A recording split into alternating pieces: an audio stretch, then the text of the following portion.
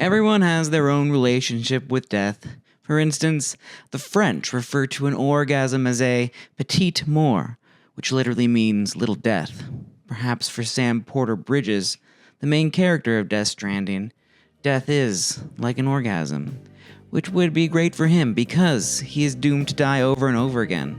For those unacquainted with the first game, Sam is a sufferer from a rare genetic condition called Dooms, which dooms Sam to always return from the world of the dead. In the world of Death Stranding, the afterlife has somewhat merged with the waking world, which has brought humanity close to the brink of destruction. The remaining survivors live in bunkers and are separated from each other because travel is treacherous. In order to bring humanity back together, he has been tasked with getting everyone onto a chiral network, a kind of internet-type thingy, which allows for easy construction in the physical world. Spoilers ahead. Death Stranding 2 begins with Sam caring for his baby Lou at Sam's home in southern USA. He has hung up his Porter life. Fragile calls him back into action. She has started a new company called Drawbridge, and she wants to bring Mexico onto the chiral network. Fragile cares for Lou while Sam quickly connects the entire country. However, on his way back, Fragile and Lou are attacked by Higgs, who has returned from the beach. Death Stranding's name for a person's personal afterlife. Sam finds Lou dead, and Lou's ghost returns to its pod. Lou was originally a bridge baby, which is a 7-month-old fetus removed from a brain-dead mother. Higgs wants to bring about the last stranding, ending the world like an antimatter bomb. Sam travels to Australia to link up Australia to the chiral network. Along the way, Sam meets unique doomed sufferers such as Rainy, who is always surrounded by rain, Tomorrow, who came from the afterlife but appears to be a human, Dollman, a spirit medium trapped in a doll's body, Tarman, the pilot of the DHV Magellan, a ship owned by Drawbridge which has the ability to travel the tar currents, similar to the beached things, the shadowy monsters which haunt the world of Death Stranding. Also a corporate executive known as the President, and Neil Vanna, a mysterious soldier who inhabits the afterlife, are in the game. The game also sees the return of Die Hardman, the former president of the United Cities of America, and Hartman, a research scientist. Deadman also makes a brief appearance before revealing he is dying and then walking into the sea. Over the course of Sam's journey, Sam has confrontations with Higgs and Neil Vanna. It is revealed that Sam has been hallucinating Lou's return to the pod as a coping mechanism, and that Lou is truly dead.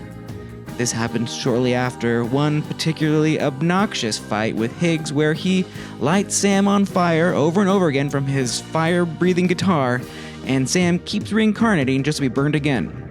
It is revealed that Lou is a child of Sam's former wife, who he had believed had cheated on him with another lover. However, it turns out this was a cover-up. Lucy did not want the government to know the baby was related to a doomed sufferer, Sam. Neil Vanna was supposed to whisk Lucy away to Mexico, but was killed trying to escape, and Lou became the first bridge baby. The president turns out to be an AI from the afterlife. In the final reveal, we find out Fragile managed to get Lou's spirit to the afterlife and entrusted it coincidentally to Neil Vanna. That baby experienced accelerated growth, and we learn that Tomorrow is actually Lou as an adult. Fragile also tragically dies in the process of getting Sam to the final battle with Higgs. The story is a bit of a mouthful, but when you consider the sheer size of the Australian continent and the amount of struggle Sam goes through on each mission, it's actually a pretty threadbare storyline. We learn very little about the side characters, and if anything, their presence is more of an annoyance for a majority of the game, as they just sit on the ship and make trivial jokes, a rude contrast to Sam's normal life of constant struggle and toil. The graphics of the game look amazing, even though the game is constantly dreary with bad weather, dirt, and grime. It's still a pleasure to look at. Some of the landscapes look almost photorealistic, even when not pre-rendered. The character models and animation are also basically flawless by today's standards. Sadly, we didn't see a lot of innovation from the previous title in terms of enemy models. For the most part, the game looks almost identical to Death Stranding 1 with better graphics. However, there were some major improvements in environmental physics. Trudging through the snow-covered mountains was very satisfying, as Sam leaves a trail of powder wherever he goes. The gameplay has had very little innovation as well from the previous game. The main difference is the game is much larger, which isn't actually a good thing. It can become tiresome having to trek back and forth across the Australian continent, and there is a lot of backtracking. The BTs are mostly just an annoyance. I groaned every time I got caught by the BTs and had to fight them. I guess I really just wanted to deliver those packages. The landscape seems more treacherous in general in this game, especially the mountains. This is the fun of the game, but it is also what is annoying about it. Just like in the first game, you never get enough chiral bandwidth to be able to have any fun with the chiral network.